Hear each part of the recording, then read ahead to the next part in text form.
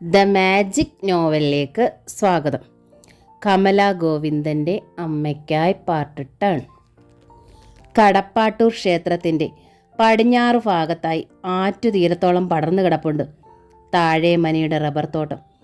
ആറ്റുതീരത്തെ കൈതയുടെയും മുൾപടർപ്പിൻ്റെയും മറവിനപ്പുറത്ത് നിന്നുകൊണ്ട് സൂര്യൻ നേരെ അക്കരയ്ക്ക് വിരൽ ചൂണ്ടിക്കൊണ്ട് പറഞ്ഞു, കണ്ടോ, അക്കരെ തീരുന്ന 4 നില കെട്ടിടം. പുതിയ ഷോപ്പിംഗ് കോംപ്ലക്സ് ആണത്. സൂര്യനോട് ചേർന്ന് നിന്നുകൊണ്ട് തുഷാര അക്കരയിലേക്ക് നോക്കി. വൈകുന്നേരമായിരുന്നു അത്. അംബികാമ്മയെ കാണാൻ പോകുന്നുവെന്ന് രാധികയോടും കൃഷ്ണനുണ്ണിയോടും കള്ളം പറഞ്ഞ് ഓടിയെത്തിയതാണ് തുഷാര. അവൾ കണ്ടു, അക്കരെ MC റോഡിനപ്പുറം കൊട്ടാരമറ്റം ബസ് സ്റ്റാൻഡാണ്. ഇപ്പുറത്ത് വലതു ഭാഗത്ത് ബിഷപ്പ് ഹൗസ്, ഇടതു ഭാഗത്താണ് പുതിയ 4 നില കെട്ടിടത്തിൻ്റെ പണി. സ്ട്രക്ചറൽ വർക്ക് തീർന്നിരിക്കുന്നു, ഇപ്പോൾ ഫിനിഷിംഗ് ആണ്. അവിടെ 2 റൂം എനിക്കായി അച്ഛൻ ബുക്ക് ചെയ്തിട്ടുണ്ട്. അത് പറയാനാണ് ഞാൻ നിന്നെ വിളിച്ചത്, സൂര്യൻ പറഞ്ഞു. എന്താ? അവൻ്റെ കണ്ണുകളിലേക്ക് നോക്കി. ആ കണ്ണുകൾ അവളെ കണ്ട് ചിരിച്ചു. അവൻ തുടർന്നു, റൂമുകളുടെ ഫിനിഷിംഗ് കഴിഞ്ഞാലുടൻ എൻ്റെ പണി അവിടാണിനി. എന്തു പണി? ചിത്രരചനയും ഡിസ്പ്ലേയും. നല്ല സെൻറ്ററാണത്. കോട്ടയത്തേക്കും വൈക്കത്തേക്കും പാലയിലേക്കും വഴിതിരിക്കുന്ന 3 കൂടിയ കവല. പിന്നെ ഓപ്പോസിറ്റായി ബസ് സ്റ്റാൻഡ്. ധാരാളം വർക്ക് കിട്ടും. PG കഴിഞ്ഞാലുടൻ ഞാനൊരു ചിത്രരചന ക്ലാസ്സും തുടങ്ങും.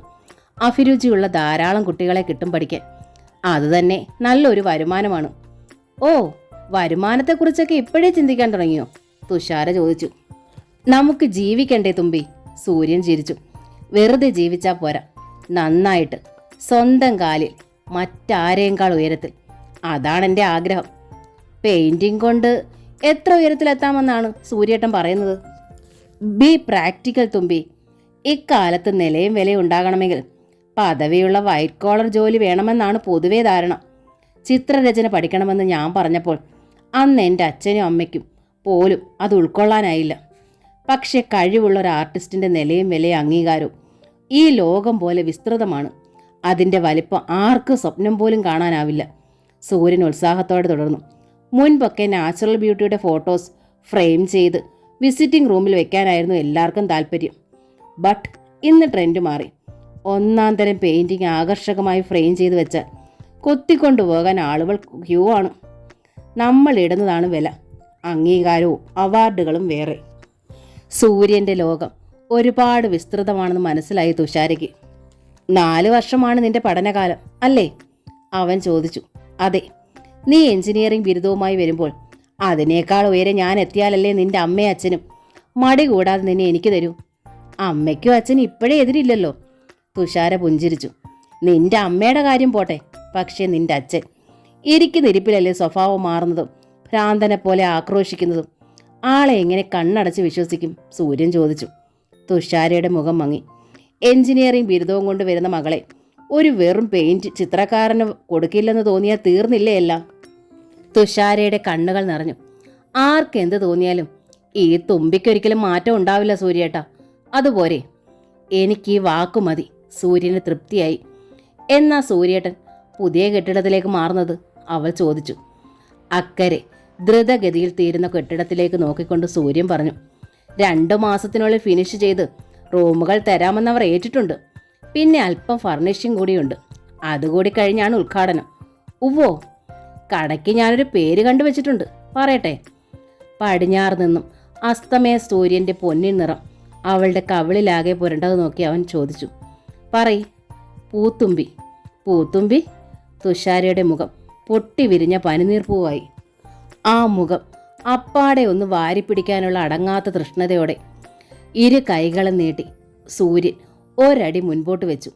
സൂര്യേ! അപ്പോഴാണ് ആ വിളി. സൂര്യനും തുഷാരയും ഞെട്ടിത്തിരിഞ്ഞു. തീ പാറുന്ന മിഴികളുമായി തൊട്ടു പിന്നിൽ അംബികാമ്മ. എന്താടാ ഇവിടെ? മുത്തശ്ശിയുടെ ശബ്ദത്തിൻ്റെ ഗൗരവം തിരിച്ചറിഞ്ഞു സൂര്യൻ ഒന്ന് വരണ്ടു. ഒന്നുമില്ല മുത്തശ്ശി, ഞങ്ങൾ വെറുതെ ഓരോന്ന് പറഞ്ഞ്. മിണ്ടരുത് നീ, അംബികാമ്മ തടഞ്ഞു. ഒരു പെണ്ണിനെയും വിളിച്ചോണ്ട് വന്ന് സന്ധ്യാസമയത്ത് നിൽക്കുന്നു, മറയുള്ള സ്ഥലം നോക്കിയിട്ട്. അയ്യോ അംബികാമ്മച്ചി, തുഷാര നടുക്കത്തോടെ വിളിച്ചു. മിണ്ടരുതെന്ന് പറഞ്ഞില്ലേ? അംബികാമ്മ അവളുടെ നേരെ തട്ടിക്കയറി. വേഗം വീട്ടിൽ പൊയ്ക്കോ, നിന്നെക്കുറിച്ച് ഞാൻ ഇങ്ങനെ കരുതിയില്ല. ഛേ! അവൾ എന്തോ വലിയ തെറ്റ് ചെയ്തു എന്ന മട്ടിൽ തന്നെ അംബികാമ്മ വെറുപ്പോടെ പറഞ്ഞു. തുഷാര പൊട്ടിക്കരഞ്ഞുകൊണ്ട് ഒറ്റപ്പാച്ചിൽ. സൂര്യന്റെ നെഞ്ചു പിടഞ്ഞു. എന്താ മുത്തശ്ശി ഇത്? ഞങ്ങൾ ഇവിടെ നിന്ന് അക്കരെ കെട്ടിടത്തിൽ ഞാനിരുന്ന ക്ലാസ്സിനെ കുറിച്ച് പറയുകയായിരുന്നു. സൂര്യന്റെ സ്വരവും കടുത്തു. അതാണ് സത്യമെന്ന് അംബികാമ്മയ്ക്കും അറിയാം. സൂര്യൻ പറമ്പിലേക്ക് ഇറങ്ങിയപ്പോൾ മുതൽ അവന്റെ ചലനങ്ങൾ ശ്രദ്ധിച്ച് മറഞ്ഞു നിൽക്കുകയായിരുന്നു അംബികാമ്മ. തുഷാര പെങ്ങളാണെന്ന് അവനറിയില്ല. അതുകൊണ്ട് തന്നെ അരുതാത്ത ഒരു ചലനവും ഉണ്ടാകാൻ പാടില്ല. അതായിരുന്നു അംബികാമ്മയുടെ നിഷ്കർഷ.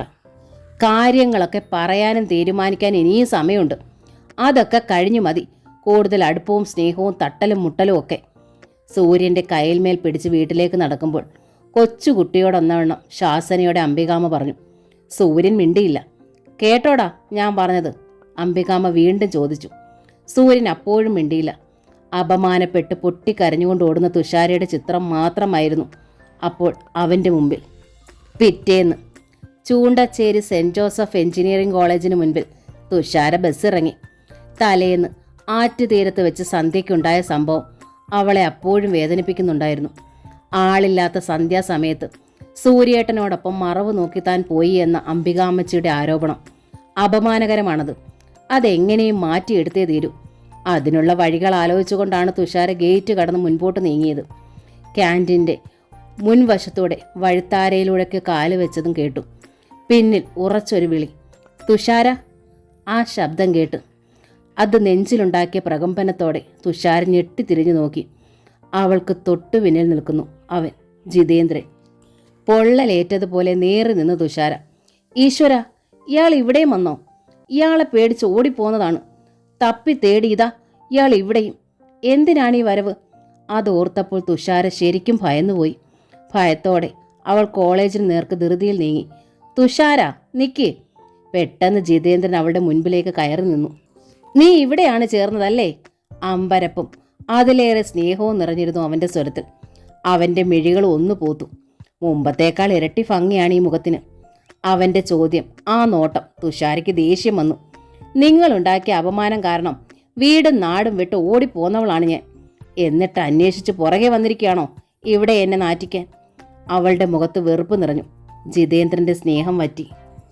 അവൾക്കിപ്പോഴും അന്നത്തേതിൽ നിന്നും ഒരു മാറ്റവും ഇല്ലെന്ന അറിവ് ജിതേന്ദ്രനിൽ ഗൗരവം നിറച്ചു. അപമാനത്തിൻ്റെയും നാറ്റത്തിൻ്റെയും കണക്ക് നീ പറയുന്നു? നിന്നേക്കാൾ കൂടുതലെന്ന് നാറിയത് ഞാനാണ്. ജിതേന്ദ്രൻ തുടർന്നു. നിന്റെ മുറിയിൽ കയറുമെന്ന് ഞാനൊന്ന് വെല്ലുവിളിച്ചു. പക്ഷേ കയറിയിട്ടില്ലെന്നുള്ള സത്യം എനിക്കും നിനക്കും അറിയാം. പക്ഷെ നിന്റെ അച്ഛൻ എന്നെ നാറ്റിച്ചു, പെണ്ണുപിടിയനാക്കി. ഉപ്പ് തിന്നവൻ വെള്ളം കുടിക്കും. ഒട്ടും മടിക്കാതെ തുഷാര പറഞ്ഞു. എന്തുപ്പാടി ഞാൻ തിന്നത്? നിന്റെ മുറിയിൽ ഞാൻ കയറിയോ? നിന്നെ പിടിച്ചോ? പറയ്. തുഷാര തുറിച്ചു നോക്കി. ഞാൻ നിന്നെ സ്നേഹിച്ചതും അങ്ങനെ വെല്ലുവിളിച്ചതും തെറ്റായി എങ്കിൽ അതിന് പ്രായച്ചിത്തമായി നിന്നെ വിവാഹം ചെയ്യാൻ വരെ ഞാൻ തയ്യാറായില്ലേ? കൊള്ളാം, പ്രായച്ചിത്തമായിട്ടൊരു വിവാഹം. അതാ ഞാൻ ഓടി രക്ഷപ്പെട്ടതും. രക്ഷപ്പെടാനായി നിനക്ക് നാടും വീടും വിറ്റു പോരാൻ പറ്റി. എനിക്കോ? അത് വിൽക്കാനോ രാജ്യം വിടാനോ പറ്റുമോ? നല്ല വരുമാനമുണ്ടായിരുന്നു കടയിൽ. അപമാനം കൊണ്ട് അവിടെ നിൽക്കാൻ പറ്റാണ്ടായി. നാട്ടിൽ നിന്നൊരു രക്ഷപ്പെടലിനായി വീണ്ടും ഞാനൊരു വിദ്യാർത്ഥിയുടെ വേഷം കെട്ടി. വിദ്യാർത്ഥിയുടെ വേഷമോ? തുഷാര അമ്പരത മുഖമുയർത്തുമ്പോഴാണ് ഗേറ്റ് കടന്ന് സുജിത്തിൻ്റെ ബൈക്ക് വന്ന് തുഷാരയോട് ചേർന്ന് നിന്നത്. കൂടെ വിപിനും വരുണും കയറിയ വണ്ടിയും. നീ ഇന്ന് ഏത് വണ്ടിക്കടി പോകുന്നത്? അധികാരത്തോടെ സുജിത്ത് ചോദിച്ചു. ഞാൻ ആ കവലയിൽ എത്ര നേരം നോക്കി നിന്നു. അത് തുഷാര മറുപടി പറഞ്ഞില്ല. ജിതേന്ദ്രനെ ഒന്ന് പാളി നോക്കി. അവൻ്റെ മെഴികളിൽ പൊടുന്നനെ ഈർഷ്യയും അസൂയയും നിറയുന്നത് ശ്രദ്ധിച്ചു. സുജിത്തു അപ്പോഴാണ് തുഷാരയ്ക്കരികിൽ നിൽക്കുന്ന സുമുഖനായ ചെറുപ്പക്കാരനെ ശ്രദ്ധിച്ചത്. ഇത് ഈ വർഷം MBAക്ക് ചേർന്ന ചേട്ടനല്ലേ? സുജിത്ത് ജിതേന്ദ്രനെ നോക്കി ചോദിച്ചു. ഹോസ്റ്റലിലല്ലേ താമസം? അതേ എന്ന് ജിതേന്ദ്രൻ തലയനക്കി. കോളേജിലെ എല്ലാ സെക്ഷനിലുമുള്ള ന്യൂ കമേഴ്സിന് സുജിത്തിനും സംഘത്തിനും അറിയാം. തുഷാര പക്ഷെ നടുങ്ങിപ്പോയി. ജിതേന്ദ്രൻ PG കഴിഞ്ഞതാണെന്നറിയാം. ഇവിടെ MBAക്ക് ചേർന്നിരിക്കുന്നുവെന്നോ ഹോസ്റ്റലിലാണ് താമസമെന്നോ? രക്ഷപ്പെടാനായി വീണ്ടും വിദ്യാർത്ഥിയുടെ വേഷം കെട്ടിയെന്ന് പറഞ്ഞത് ഇതാണോ? ഈശ്വര, അതും താൻ പഠിക്കുന്ന ഈ കോളേജിൽ തന്നെ. എന്താണ് ഇയാളുടെ ഉദ്ദേശം? തുഷാര നടുക്കത്തോടെ വീണ്ടും ജിതേന്ദ്രൻ നോക്കി. നിനക്കെങ്ങനെയാ ഈ MBA ചേട്ടനെ പരിചയം? സുജിത്ത് ഇഷ്ടപ്പെടാത്ത മട്ടിൽ തുഷാരയെ നോക്കി. എനിക്ക് പരിചയമൊന്നുമില്ല. തുഷാര വിക്കി. പിന്നെന്തിനാ ഇവിടെ നിൽക്കുന്നേ? എന്നോട് പേര് ചോദിച്ചു. തുഷാര വിമ്മിട്ടപ്പെട്ടു. ചേട്ടാ, ചുമ്മാ പേര് ചോദിച്ച് പഠിക്കല്ലേ. സുജിത്ത് സൗഹൃദം മാറ്റി ഗൗരവത്തോടെ ജിതേന്ദ്രനെ നോക്കി. ഈ ലൈനെ കയറി കിളയ്ക്കല്ലേ ചേട്ടാ, ചുമ്മാ ഷോക്കടിക്കുമേ, വിപിൻ പറഞ്ഞു. വരുൺ കളിയാക്കുന്ന മട്ടിൽ ഉറക്കെ ചിരിച്ചു. നീ കേറടി വണ്ടിയിൽ, സുജിത്ത് കൂടുതൽ അധികാരത്തോടെ തുഷാരയോട് പറഞ്ഞു. നിന്റെ ക്ലാസിന്റെ വാതിക്കൽ ഇറക്കാം. ജിതേന്ദ്രനെ കാണിക്കാനായി സുജിത്ത് വണ്ടി ഇരപ്പിച്ചു അക്ഷമയോടെ. തുഷാര ജിതേന്ദ്രനെ നോക്കി. ഇയാൾ ഇവിടെ പഠിക്കുന്നു, ഈ ഹോസ്റ്റലിൽ താമസിക്കുന്നു, ഇവിടെ എന്നും ഉണ്ടാകും, എന്നും തമ്മിൽ കാണും, ഇതുപോലെ എന്നും സംസാരിക്കാൻ വരും. അതുകൊണ്ട് സുജിത്തിന് എന്തെങ്കിലും സംശയം തോന്നിയാലോ? പത്മേച്ചിയും സൂര്യേട്ടനും ഒക്കെ കഥകളറിയും. വേണ്ട, ഇയാളുടെ വരവും സംസാരവും ഇന്നത്തോടെ നിർത്തണം. തുഷാര ഒട്ടും മടിച്ചില്ല.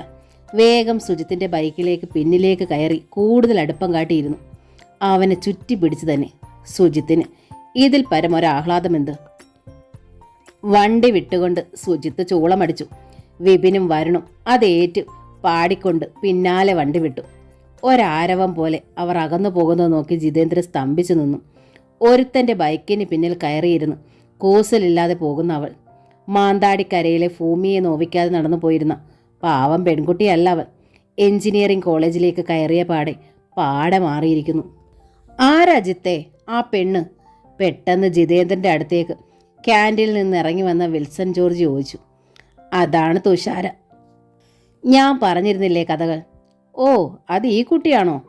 കൊള്ളാമടാ ജിത്തെ, അവളൊരു പൊന്നിൻകട്ട തന്നെ. വിൻസൻ പാഞ്ഞു പോകുന്ന ബൈക്കുകൾക്ക് നേരെ ഒന്നുകൂടി നോക്കി. MBAക്ക് ജിതേന്ദ്രനോടൊപ്പമുണ്ട് വിൽസണും. PGക്ക് അവർ ഒരുമിച്ചുണ്ടായിരുന്നു. മനസ്സ് തുറക്കുന്ന ഫ്രണ്ട്ഷിപ്പ്. വിൽസൺ ഇവിടെ ചേർന്നതുകൊണ്ട് കൂടിയാണ് ജിതേന്ദ്രൻ ഇവിടെ തന്നെ വന്നത്. പക്ഷേ കാക്ക കൊത്തിപ്പോയല്ലോടാ, വിൽസൺ നിരാശയോടെ ചോദിച്ചു പറഞ്ഞു. ഇല്ല, അത് ഞാൻ സമ്മതിക്കില്ല വിൽസ. ജിതേന്ദ്രൻ്റെ മിഴികളിൽ അമർഷം പുകഞ്ഞു. ഞാൻ അവളെ സ്നേഹിച്ചു, അത് സത്യം. പക്ഷേ എന്നെ അത്രയേറെ നാറ്റിച്ചത് അവളും അവളുടെ അച്ഛനും കൂടിയാണ്. എന്നിട്ടിപ്പോൾ എൻ്റെ നറകയിൽ ചവിട്ടുന്നത് പോലെ അവൾ പോയത് കണ്ടില്ലേ? അവൻ്റെ ബൈക്കിൽ കയറി കെട്ടിപ്പിടിച്ചിരുന്നു. എന്ത് ചെയ്തിട്ടായാലും ആദ്യം ഒതുക്കേണ്ടത് അവനെയാണ്, എന്നിട്ട് വേണം അവളെ പിടിച്ചെടുക്കാൻ. ജിതേന്ദ്രൻ്റെ മുഖത്തേക്ക് നോക്കി വിൽസൺ തുടർന്നു. നീ അനുഭവിച്ചതും നിന്റെ സങ്കടവും എല്ലാം ഞാൻ കൃത്യമായിട്ട് അറിഞ്ഞതല്ലേ. അതുകൊണ്ട് ഈ പ്രശ്നം എനിക്ക് വിട്, ഞാൻ ഡീൽ ചെയ്ത് തരാടാ ജിത്തെ, ഉറച്ച സ്വരത്തോടെ പറഞ്ഞു വിൽസൺ ജിതേന്ദ്രൻ്റെ വലത് കരം പിടിച്ചമർത്തി. ജിതേന്ദ്രനും ആ കരം പിടിച്ചമർത്തി സമ്മതം പോലെ. അതെ, എന്തും ചെയ്തു, എനിക്ക് അവളെ വേണം, എന്തും ചെയ്തു, ജിതേന്ദ്രൻ തറപ്പിച്ചു പറഞ്ഞു. അപ്പോൾ അവൻ്റെ മുഖവും മിഴികളും കത്തുന്ന കനൽ പോലെ ചുവന്നിരുന്നു. രാധിക ഓഫീസിലേക്ക് പോകാനായി ധൃതിയിൽ ഒരു ഒഴുക്കൻ സാരി ചുറ്റി തിരിയുമ്പോഴാണ് കണ്ടത്. ഉമ്മറത്തേക്ക് കയറുന്നു അംബികാമ്മ. രാധിക ആശങ്കയോടെ നോക്കി. നിറദീപം പോലൊരു ചിരിയുണ്ടാവും എപ്പോഴും അംബികാമ്മയുടെ മുഖത്ത്. ഇപ്പോൾ പക്ഷെ അതില്ല, ഗൗരവമാണ്. നിന്നോടൊരു നന്ദി പറയാമെന്ന് കരുതിയിട്ടാ നീ പോകുന്നതിന് മുന്നേ ഓടി വന്നത്, അംബികാമ്മ അല്പം കനത്ത സ്വരത്തിൽ തന്നെ പറഞ്ഞു. നന്ദിയോ? രാധിക നെറ്റിച്ചുളിച്ചു. എന്തിന്? രഘുവിനെ പോലൊരു ഭർത്താവിനെയും സൂര്യയെ പോലൊരു മകനെയും ഉപേക്ഷിച്ചു പോയതിൽ രാധിക വിളറി. അതുകൊണ്ടാണല്ലോ ആ 2 നിധികളും ഞങ്ങൾക്ക് കിട്ടിയത്, അംബികാമ്മ വീണ്ടും പറഞ്ഞു. എനിക്കൊരു മോനൂടുണ്ട്, പത്മയുടെ മൂത്തവൻ ഡോക്ടറാ, അംബികാമ്മ പറഞ്ഞു. പത്മ അവന് ഒരേ ഒരു പെങ്ങളാ. ഒരു 2ാം കെട്ടുകാരനെ കൊണ്ടേ അവളെ കെട്ടിക്കേണ്ടെന്ന് അവൻ ആവുന്നത്ര പറഞ്ഞു വിലക്കാൻ നോക്കിയതാണ്. പറഞ്ഞു പിണങ്ങുക വരെ ചെയ്തു. പത്മ വകവെച്ചില്ല. പക്ഷേ പിന്നീട് അവൻ പോലും പറഞ്ഞത് എന്താണെന്നോ? രഘുവിനെ പോലൊരു ഭർത്താവിനെ കിട്ടാൻ പത്മ മുജ്ജന്മം സുഹൃതം ചെയ്യണമെന്ന്. നിനക്കങ്ങനെ ഒരു സുഹൃതമില്ലാതെ പോയത് ഞങ്ങളുടെ ഭാഗ്യം. അതൊന്ന് പറയാന്ന് കരുതി വന്നതാ. രാധിക വിങ്ങി. ശരിയാണ്, താൻ ഭാഗ്യമില്ലാത്തവളാണ്, ഒട്ടും സുഹൃതം ചെയ്തിട്ടില്ല. അതുകൊണ്ടാണല്ലോ രഘുനന്ദനെ പോലൊരു ഭർത്താവിനെ വിട്ട് കൃഷ്ണനുണ്ണിയെ പോലൊരാളെ 2 കൈ നീട്ടി സ്വീകരിച്ചതും. ആ, ഒരു കാര്യം കൂടി ചോദിക്കാനുണ്ടെനിക്ക്, അംബികാമ്മ വീണ്ടും നിന്നു. എന്താ? രാധികയുടെ ശബ്ദം അടഞ്ഞിരുന്നു. സൂര്യയെ നീ പ്രസവിച്ചതാണ്, തുമ്പിയേയും നീ തന്നെ പ്രസവിച്ചു. അവർ തമ്മിലുള്ള അരുതാത്ത ബന്ധം നീ അറിഞ്ഞില്ലേ? അംബികാമ്മ കർക്കശമായി ചോദിച്ചു. അറിഞ്ഞു. എന്നിട്ട് നീ എന്താ നിന്റെ മോളെ പിന്മാറ്റാത്തത്? ഞാൻ ശ്രമിക്കുന്നുണ്ട്, പക്ഷേ അവൾ പിന്മാറിയില്ല, രാധയെ ഹൃദയ നൊമ്പരത്തോടെ പറഞ്ഞു. പിന്മാറില്ലേ? അതെന്താ?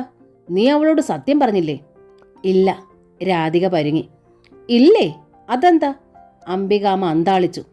അത് എൻ്റെ മോൾക്ക് ഇതെന്നല്ല ഒരു സത്യങ്ങളും അറിയില്ല. ഞാൻ മുമ്പ് മറ്റൊരാളെ വിവാഹം കഴിച്ചുവെന്നോ എനിക്കൊരു മകൻ കൂടി ഉണ്ടെന്നോ ഒന്നും. അതുകൊണ്ട് പെട്ടെന്ന് എനിക്കൊന്നും പറയാൻ വയ്യ. സ്വന്തം മകളെപ്പോലെ ഒളിച്ചാണ് നിന്റെ ജീവിതം അല്ലേ? അംബികാമ്മ ശരിക്കും പരിഹസിച്ചു. രാധിക തളർന്നു.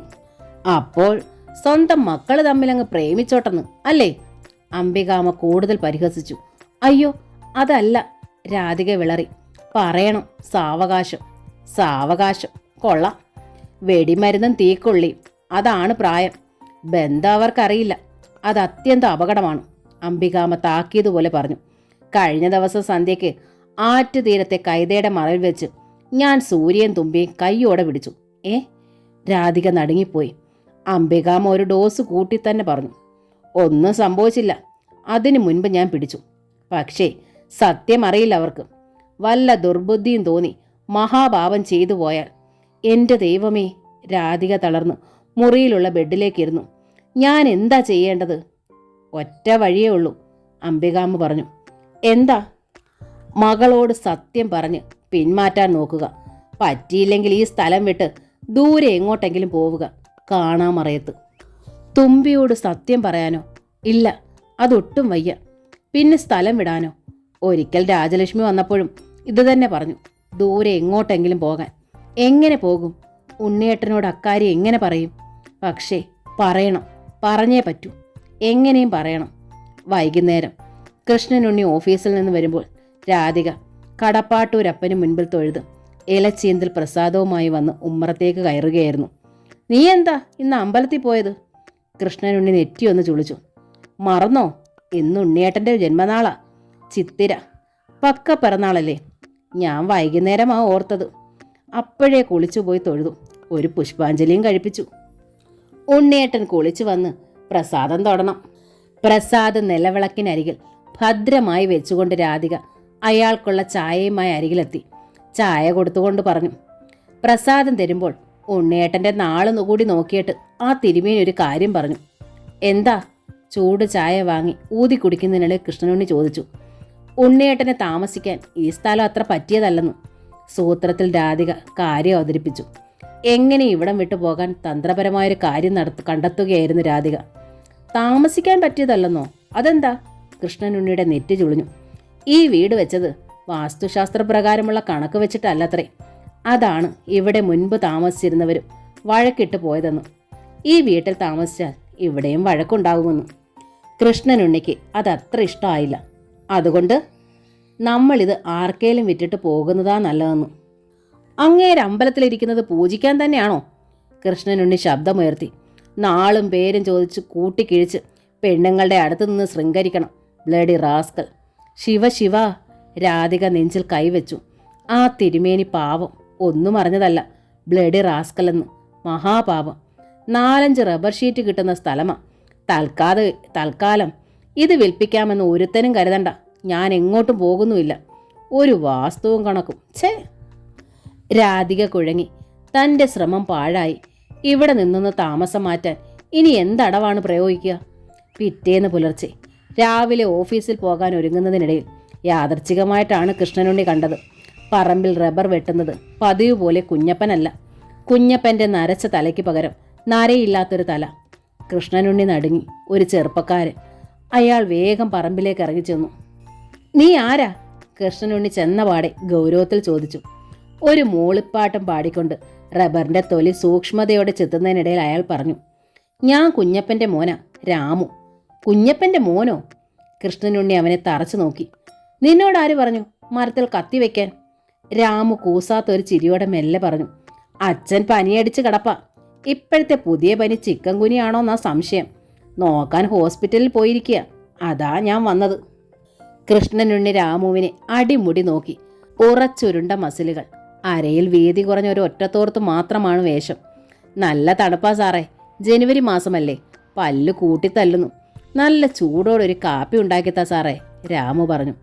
കാപ്പി ഉണ്ടാക്കാനങ്ങും ആരും വീട്ടിലില്ല, കൃഷ്ണനുണ്ണി പറഞ്ഞു. ആരും ഇല്ലെന്നോ? ഇത്രയും നേരം ചേച്ചി ആ അടുക്കള മുറ്റത്ത് നിൽപ്പുണ്ടായിരുന്നല്ലോ. ഇത്ര പെട്ടെന്ന് എവിടെ പോയി? രാമു അമ്പരപ്പോടെ ചോദിച്ചു. അപ്പോൾ ഇവൻ്റെ കണ്ണ് ഇത്രയും നേരം അടുക്കളപ്പുറത്തായിരുന്നു. ഇക്കണക്കിന് താൻ ഓഫീസിലേക്ക് പോയി കഴിഞ്ഞാലോ? താൻ പോകും മുമ്പ് തുമ്പി പോകും. പിന്നെ ഇവിടെ രാധ മാത്രം. അവൾക്ക് 9:45 കഴിഞ്ഞ് ഇറങ്ങിയാൽ മതി. അതുവരെ അവളും ഇവനും മാത്രം ഇവിടെ. കൃഷ്ണനുണ്ണിയുടെ ചെന്നി വിറച്ചു, ഞരമ്പുകൾ പിടഞ്ഞു. താൻ വെട്ടണ്ട, കൃഷ്ണനുണ്ണി പെട്ടെന്ന് പറഞ്ഞു. വെട്ടണ്ടേ? വെട്ടാതെ പിന്നെ? രാമു അന്താളിച്ചു. തൻ്റെ അച്ഛൻ വെട്ടിയാൽ മതി. അച്ഛൻ അസുഖാ സാറേ. 5-6 ദിവസം കഴിഞ്ഞ് ഇനി വരാൻ പറ്റൂ. 5-6 ദിവസം കഴിഞ്ഞ് അയാൾ വന്നിട്ട് വെട്ടിയാൽ മതി, കൃഷ്ണനുണ്ണി തറപ്പിച്ച് പറഞ്ഞു. രാമുവിനത് ഇഷ്ടമായില്ല. അതെന്നാ സാറേ, ഞാൻ വെട്ടിയ പാല് വരുത്തില്ലേ? 5-6 ദിവസം വെട്ടാണ്ടിരുന്നാ രൂപ എത്ര നഷ്ടം സാറിന്? അവൻ തെല്ല് ഈർഷ്യയോടെ ചോദിച്ചു. എനിക്കിത്തിരി നഷ്ടം വന്നോട്ടെ, അത് ഞാനങ്ങ് സഹിച്ചു. സാറ് തന്നെ അങ്ങ് നഷ്ടം സഹിച്ചാൽ പോരാ. വെട്ടാണ്ടിരുന്നാ എനിക്കാരാ കൂലി തരുന്നേ? എൻ്റെ അടുപ്പിൽ തീ പുകയണ്ടേ? നീ കൂടുതലൊന്നും പറയണ്ട, ഇറങ്ങടാ എൻ്റെ പറമ്പിന്ന്, കൃഷ്ണനുണ്ണിക്ക് കലി കൊണ്ടു. സാറ് ചുമ്മാ ചൂടാകാതെ, ഞാൻ വെട്ടാണ്ടിരിക്കാം. മരം ഒന്നിന് 1 രൂപ വെച്ച് എൻ്റെ വെട്ടുകൂലി ഇങ്ങ് തന്നേര്, ഞാൻ പോയിക്കോളാം. 1 രൂപ തരില്ല, കൃഷ്ണനുണ്ണി വാശിയോടെ പറഞ്ഞു. എന്നാ ഞാൻ വെട്ടും, വാശിയോടെ രാമു മരത്തിൻ്റെ തൊലിയിൽ കത്തിവെച്ചു. നിന്നോടല്ലേടാ പറഞ്ഞത് വെട്ടണ്ടാന്ന്? കൃഷ്ണനുണ്ണി രാമുവിനെ തള്ളി മാറ്റി. സാറേ, ദേഹത്ത് തൊടല്ലേ, കളി മാറുമേ. രാമു കൃഷ്ണനുണ്ണിയെ തട്ടി മാറ്റി ശബ്ദമുയർത്തി. ഉണ്ണിയേട്ടാ, എന്താണിത്? ഇങ്ങുവാ ഉണ്ണിയേട്ടാ. ശബ്ദം കേട്ട് രാധിക ഓടിപ്പാഞ്ഞു വന്നു. എൻ്റെ ചേച്ചി, ഈ സാറിനെന്താ ഭ്രാന്താ? രാവിലെ ചുമ്മാ ഉടക്കാൻ വന്നേക്കുന്നു, പിടിച്ചോണ്ട് പോ, രാധികയെ കണ്ടപാടെ രാമു പറഞ്ഞു. ഉണ്ണിയേട്ടാ വന്നേ, അയാൾ വെട്ടട്ടെ. രാധിക കൃഷ്ണനുണ്ണിയുടെ കയ്യിൽ പിടിച്ചു. കൃഷ്ണനുണ്ണിക്ക് ശരിക്കും ഭ്രാന്ത് തന്നെയായി. കേറി പോടിയകത്ത്, ആണുങ്ങൾ പറയുന്നിടത്ത് നീ എന്നാ കാണാൻ വന്നതാടി? രാധികയുടെ കഴുത്തിന് പിടിച്ച് കൃഷ്ണനുണ്ണി ആഞ്ഞൊരു തള്ളു കൊടുത്തു. രാധിക തെന്നി തെന്നി ചെന്ന് താഴേക്ക് വീണു. അയ്യോ, ചേച്ചി വീണു. രാധിക വീഴുന്നത് കണ്ട് രാമു ഒരടി മുൻപോട്ട് വെച്ചു. ചീ, അതിന് നിനക്കെന്താടാ? 4 വീതിയുള്ള കച്ചത്തോർത്തും അരയെ ചുറ്റി നെഞ്ചും വിരിച്ച് മസിലും മുഴിപ്പിച്ചവൻ ഇറങ്ങിയിരിക്കുന്നു പെണ്ണുങ്ങളെ ചുറ്റിക്കാൻ. കൃഷ്ണനുണ്ണി രാമുവിനെയും ബലമായി പിടിച്ചു തള്ളി. രാമു പിന്നോട്ട് വീണു. എടാ, അലർച്ചയോടെ രാമു കുതിച്ചെഴുന്നേറ്റു. ക്ഷമ കെട്ടതുപോലെ അവൻ കൃഷ്ണനുണ്ണിയെ കയറി പിടിച്ചു. ചുറ്റുപാടും പറമ്പുകളിൽ വെട്ടിക്കൊണ്ടിരുന്ന വെട്ടുകാർ കൂടി ഓടിപ്പാഞ്ഞു വന്നു. ഭ്രാന്തനെ പോലെ കൃഷ്ണനുണ്ണി അവർക്ക് നേരെ പാഞ്ഞു. ഡോക്ടർ വിശ്വനാഥൻ അന്ന് പറഞ്ഞത് രാധിക ഭീതിയോടെ കണ്ടു. ഉണ്ണിയേട്ടനിലെ രോഗം അതിൻ്റെ വിശ്വരൂപം കാട്ടിത്തുടങ്ങിയിരിക്കുന്നു. ബസ്സിനുള്ളിൽ സൈഡ് സീറ്റിലിരുന്ന് പുറത്തേക്ക് നോക്കുകയാണ് സൂര്യൻ. പിന്നോട്ടോടുന്ന കാഴ്ചകളിലാണ് ശ്രദ്ധ. അപ്പോഴാണ് പാൻസിൻ്റെ പോക്കറ്റിൽ നിന്ന് കിടന്നിരുന്ന മൊബൈൽ വൈബ്രേറ്റ് ചെയ്തത്. സൂര്യൻ വേഗം മൊബൈൽ എടുത്ത് നോക്കി. തുമ്പിയുടെ അമ്മ. സൂര്യൻ അമ്പരന്നു. ആദ്യമായിട്ടാണ് ഈ വിളി. എന്താ അമ്മേ? സൂര്യൻ അതീവ താല്പര്യത്തോടെ കോൾ അറ്റൻഡ് ചെയ്തു. മോനെ, നീ ഇപ്പോഴെവിടെയാ? വീട്ടിലാണോ? കാതിൽ വീണ തുമ്പിയുടെ അമ്മയുടെ സ്വരത്തിൽ വല്ലാത്തൊരു പരിഭ്രാന്തി ഉണ്ടെന്ന് സൂര്യൻ അറിഞ്ഞു. ഞാൻ കോളേജിലേക്ക് പോകുന്ന വഴിയാണമ്മേ, ബസ്സിലാ. എനിക്ക് രാധിക പറയാൻ മടിച്ച് വിക്കി. അമ്മ പറയൂ. മോൻ ക്ലാസ്സിലേക്ക് പോകുമല്ലേ? രാധിക ഇടറി. അത് സാരമില്ലമ്മേ, എന്തായാലും അമ്മ പറയൂ. രാധികയുടെ ഇടർച്ച ശ്രദ്ധിച്ചു സൂര്യൻ നിർബന്ധിച്ചു. ഒരു പ്രശ്നമുണ്ടായി. തുമ്പിയുടെ അച്ഛൻ ഇപ്പോൾ പോലീസ് സ്റ്റേഷനിലാണ്. എന്താ ചെയ്യേണ്ടതെന്ന് എനിക്കറിയില്ല മോനെ. പെട്ടെന്ന് മോനോടല്ലാതെ മറ്റാരോടും എനിക്കിത് പറയാൻ വയ്യ. മറ്റാരും ഞങ്ങളെ സഹായിക്കാനുമില്ല. അതാ ഞാൻ വിളിച്ചതും ബുദ്ധിമുട്ടിക്കുന്നതും. തുമ്പിയുടെ അമ്മ എന്തുകൊണ്ടാണ് തന്നെ വിളിച്ചതെന്നും എന്തിനാണ് തന്നെ വിളിച്ചതെന്നും സൂര്യന് കൃത്യമായി മനസ്സിലായി. അവൻ കോൾ കട്ടാക്കി. ബസ് കടത്തുരുത്തി കഴിഞ്ഞിരുന്നു. കണ്ടക്ടറോട് പറഞ്ഞ് ബസ് നിർത്തിച്ചു സൂര്യൻ ഇറങ്ങി. എന്നിട്ട് അവൻ മൊബൈലിൽ രാധികയെ തിരിച്ചു വിളിച്ചു. എന്നിട്ട് ചോദിച്ചു, എന്താ അമ്മയുണ്ടായത്? തുമ്പിയുടെ അച്ഛനെ എന്തിനാ പോലീസ് പിടിച്ചത്? അത് രാവിലെ രാമു റബ്ബർ വെട്ടാൻ വന്ന ചരിത്രം, രാധിക ചുരുക്കി പറഞ്ഞു. അതെന്താ തുമ്പിയുടെ അച്ഛൻ അയാളെ വെട്ടാൻ സമ്മതിക്കാഞ്ഞത്? കുഞ്ഞപ്പനാണ് വെട്ടിക്കൊണ്ടിരിക്കുന്നത്. പക്ഷേ മകൻ പെട്ടെന്ന് വന്നത് ഉണ്ണിയേട്ടന് ഇഷ്ടമായില്ല. രാമു ചെറുപ്പമല്ലേ. സൂര്യന് കൃഷ്ണനുണ്ണിയെക്കുറിച്ച് എല്ലാം അറിയാം. അതുകൊണ്ട് അപമാനപ്പെട്ടിട്ടാണെങ്കിലും രാധിക സത്യം പറഞ്ഞു. സൂര്യനെല്ലാം മനസ്സിലായി. തമ്മിൽ വാക്കേറ്റ മൂത്ത് ഉന്തും തള്ളുമുണ്ടായി. രാമു വീണു. അയാളുടെ തലയ്ക്ക് പരിക്കുണ്ട്. അയാൾ ഹോസ്പിറ്റലിൽ അഡ്മിറ്റായി കംപ്ലൈൻറ്റ് ചെയ്തു. അതാണ് പോലീസ് വന്നത്. ബഹളം കേട്ട് ഓടിക്കൂടിയ പണിക്കാരൊക്കെ അവൻ്റെ കൂടെയാണ്. ഞങ്ങൾ ഇവിടെ വന്ന് താമസിക്കുന്നവരല്ലേ, ആരുമില്ല ഞങ്ങളുടെ കൂടെ, രാധിക വിശദീകരിച്ചു. പ്രശ്നം താൻ ഊഹിച്ചതിനേക്കാൾ രൂക്ഷമാണെന്ന് സൂര്യന് മനസ്സിലായി. ഞാൻ എന്താ ചെയ്യേണ്ടേ സൂര്യ, ഒന്ന് പറയേ. രാധിക ഇടറിപ്പൊട്ടി. ആ കരച്ചിൽ സൂര്യൻ്റെ നെഞ്ചിൽ തട്ടി. സ്വന്തം അമ്മ കരയുന്നത് പോലെ തോന്നിയവന്. അമ്മയൊന്നും ചെയ്യണ്ട, സൂര്യൻ ഉറച്ച സ്വരത്തിൽ പറഞ്ഞു. ഉച്ചയ്ക്ക് മുമ്പ് തുമ്പിയുടെ അച്ഛൻ വീട്ടിലെത്തും, പോരെ? ഉറച്ച വാക്കുകളായിരുന്നു അത്. കോൾ ഓഫാക്കി. രാധിക തേങ്ങിക്കൊണ്ട് സെല്ലിലേക്ക് തന്നെ നോക്കിയിരുന്നു.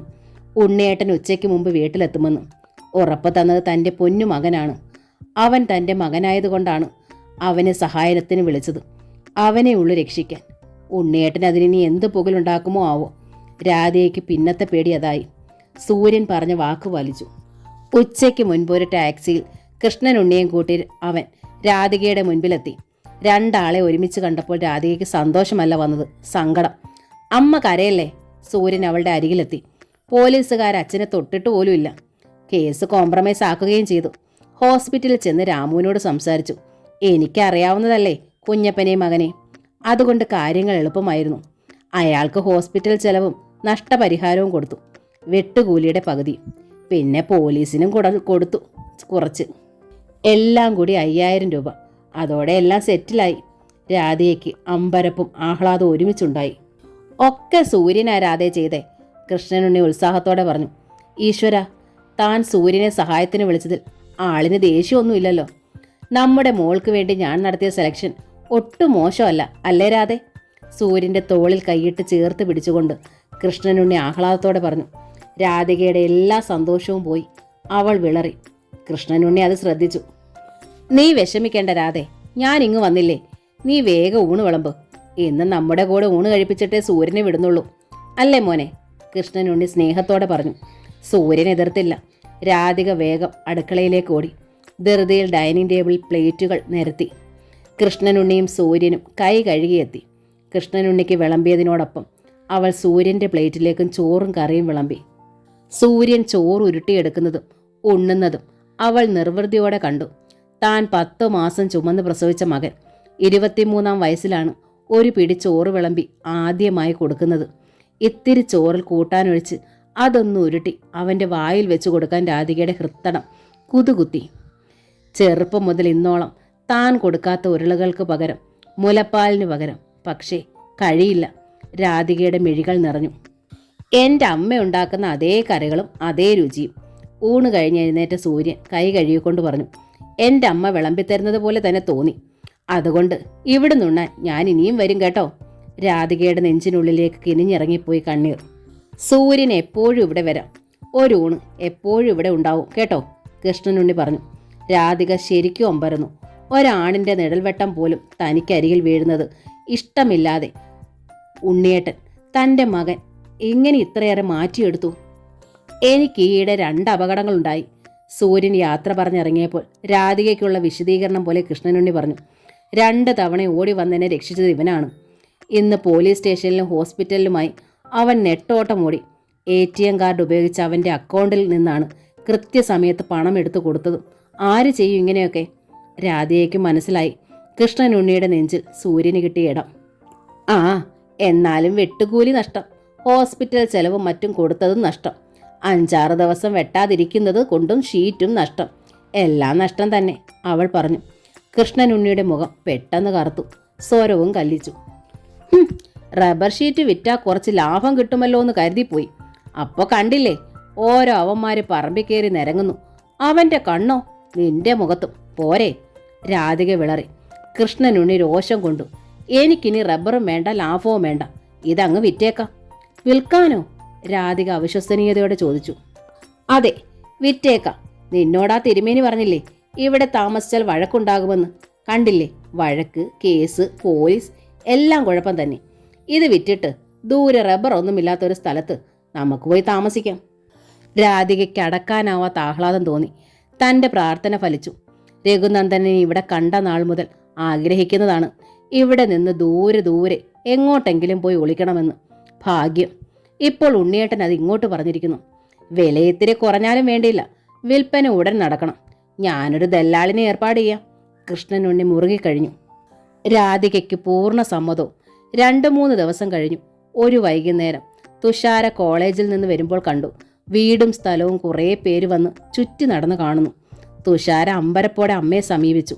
നമ്മൾ ഈ വീടും സ്ഥലവും വിൽക്കാൻ പോവുക, രാധിക പറഞ്ഞു. വിൽക്കാനോ? എന്തിന്? തുഷാര കണ്ണുമിഴിച്ചു. ആ, രാധിക കൈയൊഴിഞ്ഞു. അച്ഛന് തോന്നി വിൽക്കണമെന്ന് വിൽക്കുന്നു. എന്നും അങ്ങനെയല്ലേ കാര്യങ്ങൾ. വിറ്റോ? പക്ഷെ ഞാനിവിടെ നിന്ന് എങ്ങോട്ടുമില്ല, തുഷാര പറഞ്ഞു. മിണ്ടരുത് നീ, രാധിക കർക്കശയായി. നിന്റെ താളത്തിന് തുള്ളാൻ എന്നെ കിട്ടില്ല. ആ, തുഷാര പരവശയായി. സൂര്യേട്ടനെ തനിക്ക് നഷ്ടപ്പെടുകയാണോ? തുഷാര അകാരണമായി ഭയന്നു. ഒരത്യാവശ്യ കാര്യത്തിനായി പോകേണ്ടിയിരുന്നത് കൊണ്ട് രഘുനന്ദനൻ ബാങ്കിലെത്തുമ്പോൾ രാവിലെ 11 സ്റ്റെയർ കേസ് കയറി തൻ്റെ ക്യാബിൻ്റെ നേർക്ക് തിരിയുമ്പോൾ പെട്ടെന്ന് അയാളൊന്ന് നിന്നു. കസ്റ്റമേഴ്സിനായി നിരത്തിയിട്ടിരുന്ന ഫൈബർ കസേരകളിലൊന്നിൽ മിന്നായം പോലെ അയാൾ കണ്ടു രാധിക. നിന്നിട്ട് അയാൾ ഗൗരവത്തോടെ നോക്കി. രാധിക എഴുന്നേറ്റു. രഘുനന്ദനൻ ശബ്ദിച്ചില്ല. ക്യാബിന് നേർക്ക് നടന്നു. രാധിക പിന്തുടർന്നു.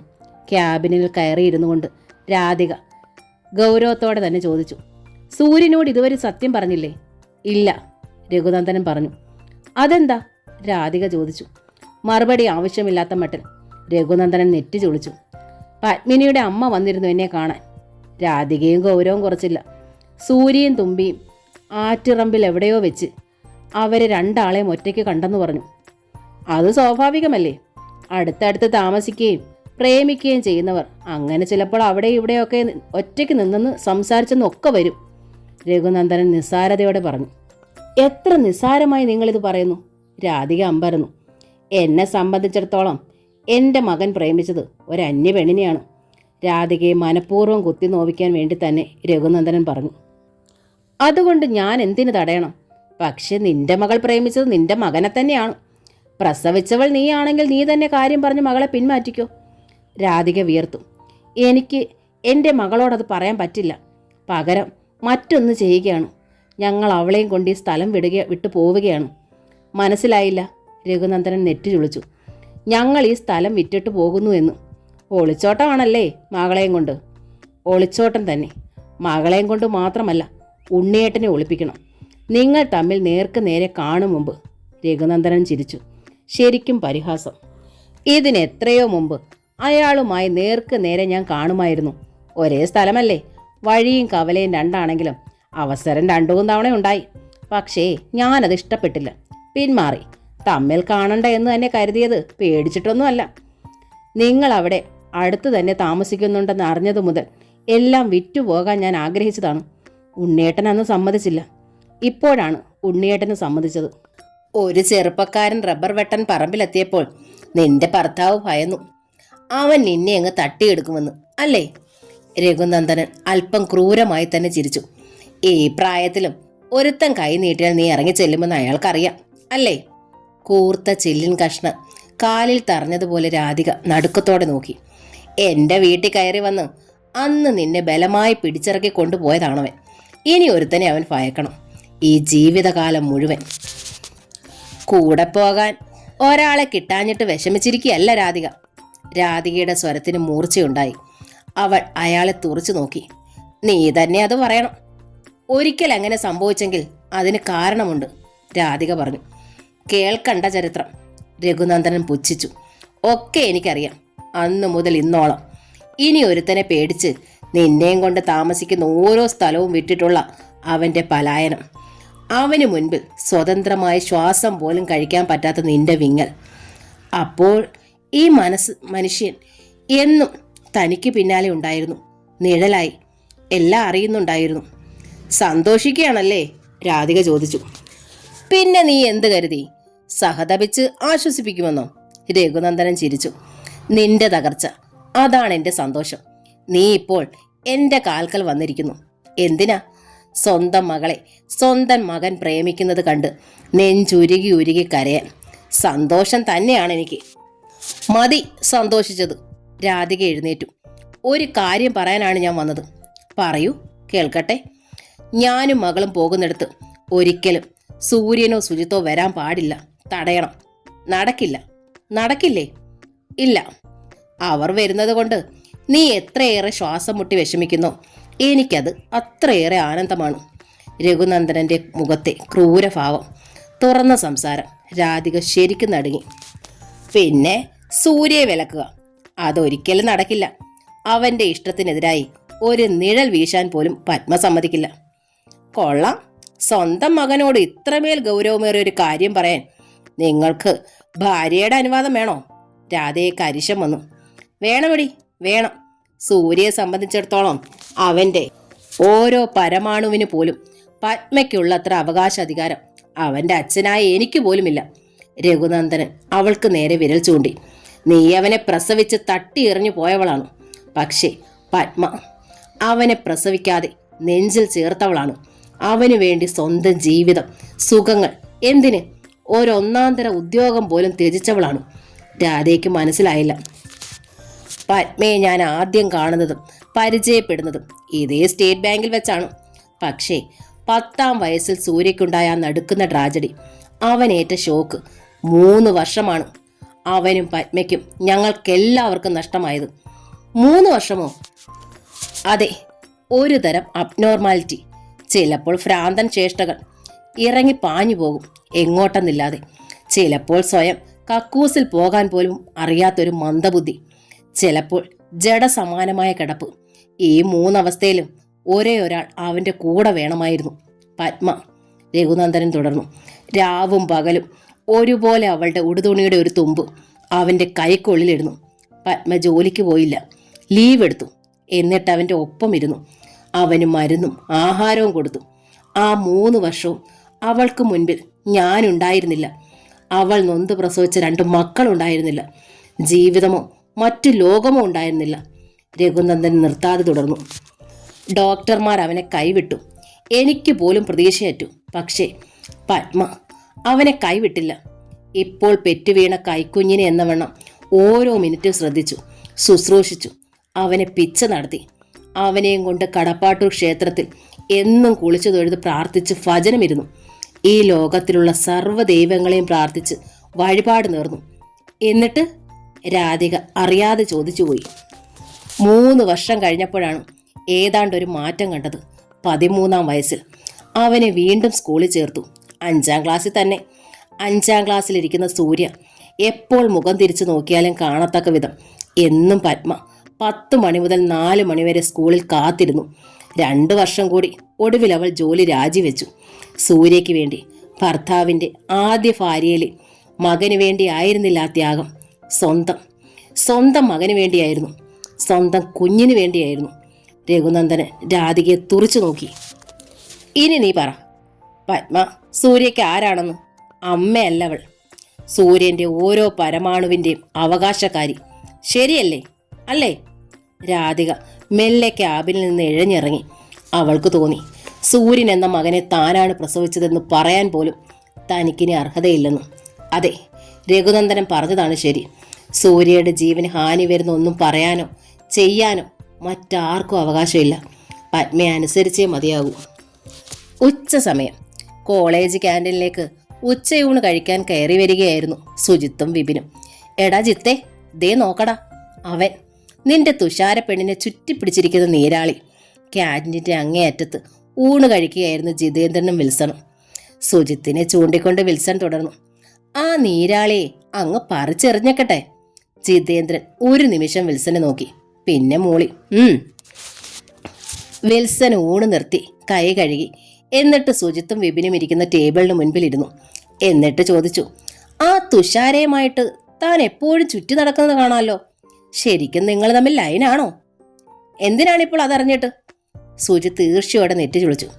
അല്ല, ലൈൻ ശരിക്കുള്ളതാണെങ്കിൽ അവൾ പഴയ സത്യങ്ങളൊക്കെ ആണയിട്ട് പറഞ്ഞു കാണുമല്ലോ, അതറിയാനാ ചോദിച്ചത്. പഴയ സത്യങ്ങളോ? സുജിത്തിന്റെ മുഖം ചുവന്നു. എന്ത് സത്യങ്ങൾ? അവള് മുൻപ് താമസിച്ചിരിക്കുന്നത് മാന്താടിക്കരയിലായിരുന്നു. നാണക്കേട് കൊണ്ട് ആ സ്ഥലവും വീടും വിറ്റിട്ടാ നിങ്ങളുടെ അടുത്തിപ്പോൾ വന്ന് താമസിക്കുന്നത്. എന്ത് നാണക്കേട്? സുജിത്തിന്റെ ശബ്ദം കനത്തു. പ്രത്യേകിച്ചൊന്നുമില്ല. ഒരു രാത്രിയിൽ അവൾ സ്വന്തം കയ്യിലെ വെയിൻ കട്ട് ചെയ്തു. ആത്മഹത്യ ചെയ്യാൻ. ഹോസ്പിറ്റലിലായിരുന്നു 2 ദിവസം. കയ്യിലെ വെയിൻ കട്ട് ചെയ്തെന്നോ? ആത്മഹത്യ ചെയ്യാൻ? എന്താ കാര്യം? സുജിത്തിന് ശ്വാസം മുട്ടി. രാത്രിയിൽ അവളുടെ മുറിയിൽ നിന്ന് ഒരുത്തനെ അവളുടെ അച്ഛൻ കൈയോടെ പിടിച്ചു, അത്ര തന്നെ. സുജിത്ത് കയ്യിൽ വാരിയെടുത്ത ചോറ് അതേപടി കയ്യിൽ തന്നെ ഇരുന്നു, അനക്കമില്ലാതെ. അമ്മയ്ക്കായി എന്ന നോവലിൻ്റെ ഈ ഭാഗം ഇവിടെ പൂർണ്ണമാവുകയാണ്. ഈ നോവൽ നിങ്ങൾക്ക് ഇഷ്ടമായെങ്കിൽ പ്ലീസ് ഒന്ന് ലൈക്ക് ചെയ്ത്